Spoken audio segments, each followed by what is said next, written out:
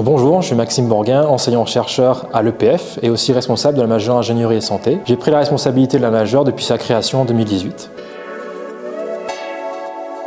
L'EPF propose un diplôme d'ingénieur qui peut être accessible directement après le bac.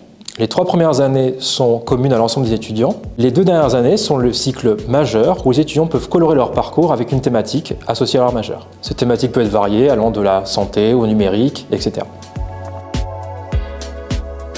Alors l'EPF propose 9 majeures. Elles sont associées chacune à un campus spécifique, ce qui veut dire que les étudiants de 3e année peuvent choisir de changer de campus entre la 3e et la 4e année pour aller dans la majeure qu'ils veulent faire. Après ça, les étudiants peuvent choisir soit directement un domaine d'application, par exemple la santé, l'aéronautique, où là les cours vont être adaptés à un domaine d'application spécifique, ou à contrario être un peu plus généraliste en disant je choisis un domaine plutôt technique, par exemple le numérique, la data, etc.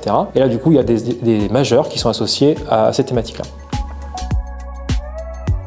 Alors, la majeure ingénierie et santé est plutôt dédiée à des étudiants qui ont déjà choisi ou qui ont une appétence pour le domaine de la santé. Une des particularités de la formation, c'est qu'ils vont être à la fois en contact d'ingénieurs, bien sûr, mais aussi de professionnels de santé, que ce soit des médecins, des chirurgiens. Et il va y avoir un certain nombre de projets au fur et à mesure des semestres académiques qui vont être en lien potentiellement avec des personnels de santé. Dans la majeure ingénierie et santé, on a choisi de faire un lien plus fort entre l'enseignement et la recherche, car on a constaté que dans le monde professionnel, c'était un lien qui était aussi très fort. Ce lien formation-recherche peut prendre plusieurs formes, que ce soit l'utilisation de matériel de niveau recherche directement ici à l'école, ou aussi avec des immersions à l'hôpital ou via des projets en lien avec des hôpitaux et des entreprises du domaine.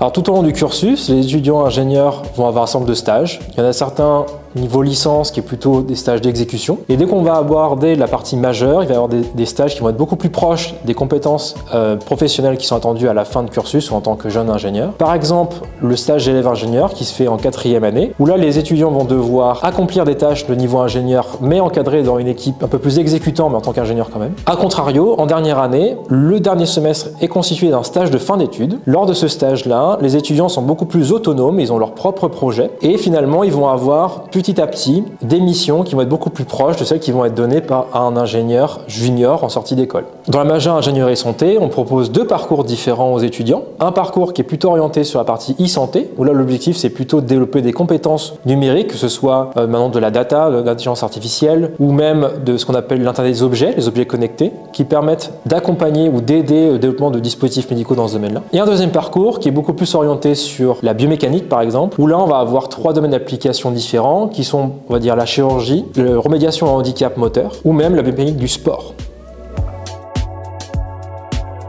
Alors, les débouchés qu'il y a après la majeure ingénierie et santé sont très variés. On a des étudiants qui vont à la fois être embauchés par des entreprises directement, par la partie par exemple R&D, recherche et développement, de nouveaux dispositifs médicaux par exemple, la partie réglementaire qui en ce moment est très active, la partie bien sûr innovation qui est en lien avec la R&D. Des entités un peu différentes qui vont embaucher nos étudiants sont plutôt tous les acteurs qui sont autour de la partie médicale ou hospitalière. Par exemple, certains étudiants vont être directement employés par les hôpitaux en tant qu'ingénieurs biomédicaux, ou ingénieur hospitalier directement à l'hôpital. C'est un peu une spécificité de la majeure ingénierie et santé de pouvoir former des étudiants qui sont capables de s'intégrer dans ces structures-là. Ce sont des structures qui sont assez spécifiques avec du coup des relations fortes avec toute la partie soignante et la partie technique forcément. Certains étudiants vont aussi choisir de faire de la recherche. On a certains laboratoires de recherche qui recrutent des étudiants sous forme de doctorat par exemple ou d'ingénieurs de recherche à la suite de la majeure.